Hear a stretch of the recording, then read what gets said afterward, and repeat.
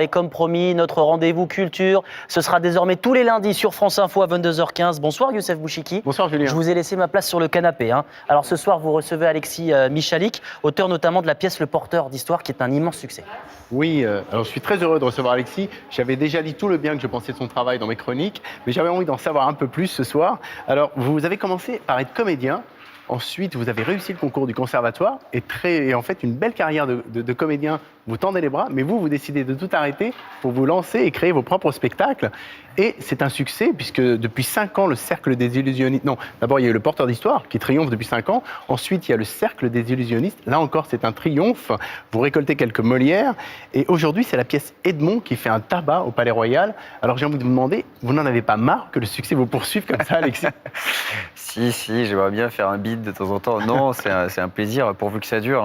Après, on travaille dur pour que ça marche. Pour l'instant, ça marche. Oui, alors on va voir justement un extrait de vos 2 précédents spectacles, si vous voulez bien. Une bonne fois pour toutes, le trésor des Saxes de Bronville est un mythe. Je ne prononce pas ce nom-ci. C'est ce trésor dont Louis me parle sans cesse. Un trésor que les rois de France ont cherché pendant 3 siècles.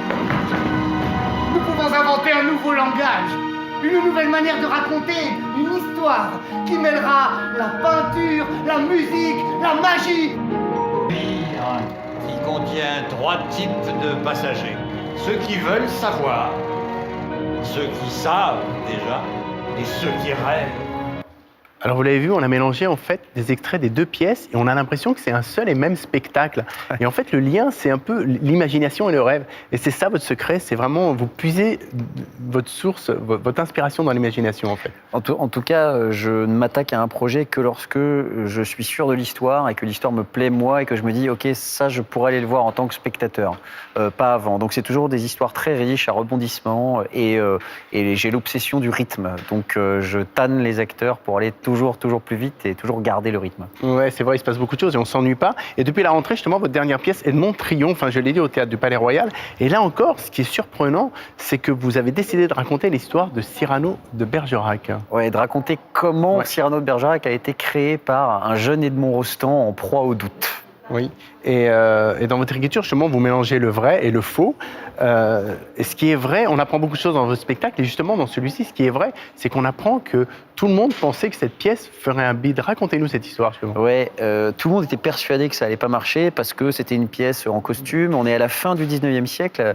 À Paris, le théâtre est roi, le cinéma n'existe pas encore. Et donc, il y a des super productions théâtrales. Cyrano, il y avait une centaine d'acteurs sur scène, ce qui est impensable aujourd'hui.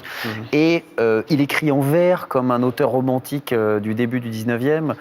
C'est une comédie, mais personne ne croit que ça va être drôle. Les costumes sont un peu poussiéreux, datés, et au final, ça va être le plus grand triomphe qu'on ait jamais connu dans le théâtre français. Et donc, cette histoire que je raconte, en mêlant le vrai et le faux, à la manière d'une vraie comédie, à la manière d'un vrai spectacle, c'est l'histoire d'Edmond Rostand.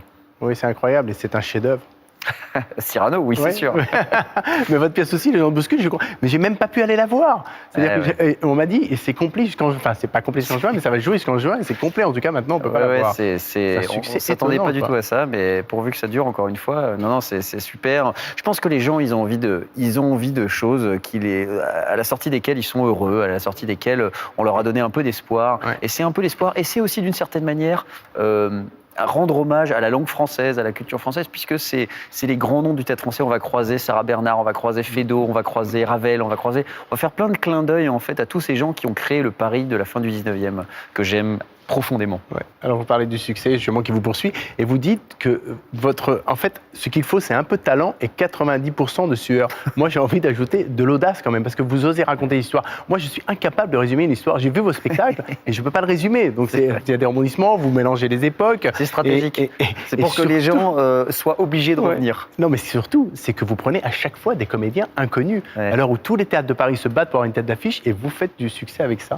C'est un vrai pied de nez quand même à ce réflexe qu'ont les théâtres. Ce qui est extraordinaire, c'est que ça fonctionne. Moi, tant que ça fonctionne, je suis ravi de pouvoir prendre des comédiens qui vont se donner corps et âme pour un spectacle et qui vont vraiment se mettre au service d'un spectacle, ce qui est parfois pas forcément le cas d'une tête d'affiche. Voilà, et je crois savoir que vous attaquez les répétitions de votre prochain spectacle déjà. Merci beaucoup à tous les deux. La Maison de la Radio, le rappel des titres.